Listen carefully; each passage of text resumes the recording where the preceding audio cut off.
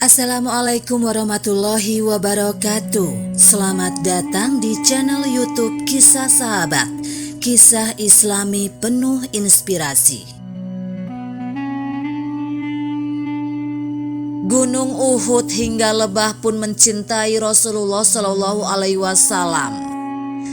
Tak hanya Muslim, lebah dan gunung juga turut mencintai Nabi Muhammad Shallallahu Alaihi Wasallam. Orang-orang soleh, Gunung Uhud hingga lebah senantiasa mencintai Nabi Muhammad Shallallahu Alaihi Wasallam. Bukti kecintaan orang-orang soleh ditampakkan saat menyampaikan hadis-hadis beliau. Dikutip dari buku Jangan Takut Hadapi Hidup, karya Dr. Aidz Abdullah Al-Qarni. Pada saat Imam Malik sedang membacakan kitab Al-Muwatta di Masjid Nabawi, beliau disengat kalajengking sebanyak 13 kali. Namun beliau tidak menghentikan bacaannya. Setelah selesai membaca hadis, ada salah seorang muridnya mendekati beliau dan bertanya, "Mengapa kamu tidak menghentikan bacaanmu?" Imam Malik menjawab, "Maha suci Allah, mengapa aku harus menghentikan membaca ujaran atau hadis kekasihku hanya karena sengatan kalajengking? Mana yang harus lebih dirindukan?" Ibnu Musayyib pernah ditanya tentang salah satu hadis Rasulullah Shallallahu Alaihi Wasallam pada saat beliau sedang terbaring sakit. Sebelum menjawab, beliau berkata, "Tolong bantu aku duduk. Aku tidak ingin membaca hadis Rasulullah Shallallahu Alaihi Wasallam sementara aku dalam keadaan berbaring."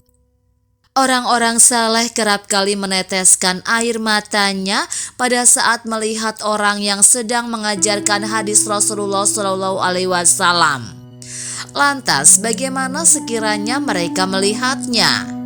Rasulullah Shallallahu Alaihi Wasallam pernah menoleh pada Gunung Uhud dan berkata, "Wahai Gunung Uhud, engkau tumpahkan kecintaanmu kepadaku, begitu juga aku." Subhanallah, maha suci engkau ya Allah. Gunung Uhud pun turut melontarkan kata cintanya kepadamu, wahai Rasulullah. Beliau Muhammad Shallallahu Alaihi Wasallam berdiri di atas mimbar pada saat menyampaikan khutbahnya yang pertama kalinya, dan beliau melihat sekumpulan lebah memperhatikannya sejak beliau menaiki mimbar. Mereka mendengung seperti suara kicauan burung dan terdengar bak rintihan anak kecil. Kemudian Rasulullah Shallallahu Alaihi Wasallam turun dari mimbar dan menaruh tangannya pada kumpulan lebah itu dan mendiamkannya. Hasan Al-Basri berkata, "Sungguh aku heran dengan kalian." Kumpulan lebah itu bergemuruh merindukan Rasulullah Shallallahu Alaihi Wasallam, sementara kerinduan itu tidak ada dalam kalbu kalian.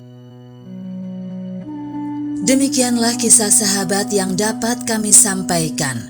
Semoga bermanfaat dan dapat menginspirasi kita semua.